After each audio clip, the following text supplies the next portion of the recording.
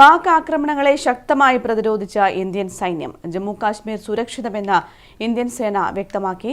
ശ്രീനഗറിൽ നിന്ന് ആളുകളെ ഒഴിപ്പിച്ചു. പുലർച്ചെ 4 മണിക്ക് വീണ്ടും ജമ്മു കാശ്മീരിൽ ഡ്രോൺ ആക്രമണം ഉണ്ടായെങ്കിലും എല്ലാത്തിനെയും തകർത്തുവെന്ന് ഇന്ത്യൻ സേന അറിയിച്ചു. ഡ്രോണും യുദ്ധവിമാനങ്ങളും ഉപയോഗിച്ച് പാകിസ്ഥാൻ നടത്തുന്ന ആക്രമണങ്ങളെയെല്ലാം ഇന്ത്യൻ സൈന്യം തകർക്കുന്ന കാഴ്ചയാണ് കാണാൻ കഴിയുന്നത്.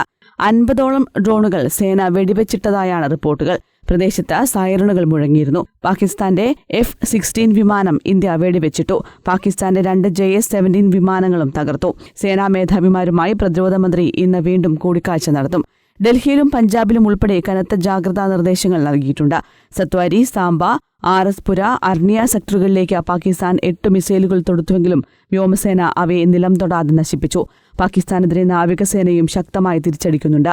INS വിക്രാന്ത് ആക്രമണം തുടങ്ങി. ആക്രമണത്തിൽ കറാച്ചി തുറമുഖത്തിന് നാശനഷ്ടമുണ്ടായതായാണ് റിപ്പോർട്ട്. പാക് പ്രധാനമന്ത്രിയുടെ വസതിയിൽ നിന്ന് 20 കിലോമീറ്റർ അകലെ ഇന്ത്യയുടെ തിരിച്ചടി നടന്നതായും റിപ്പോർട്ടുണ്ട്. പ്രധാനമന്ത്രിയെ പാകിസ്ഥാൻ സുരക്ഷിത സ്ഥാനത്തേക്ക് മാറ്റിയതായാണ് വിവരം. ഇന്ത്യൻ സേനയുടെ തിരിച്ചടി ശക്തമായതോടെ പാക് സൈന്യം പ്രകോപനത്തിൽ നിന്ന് പിന്മാറി. ലാഹോർ, കറാച്ചി, ഇസ്ലാമാബാദ്, സിയാൽകോട്ട്, പെഷവാർ എന്നീ നഗരങ്ങളിൽ ഇന്ത്യ തിരിച്ചടി നൽകി.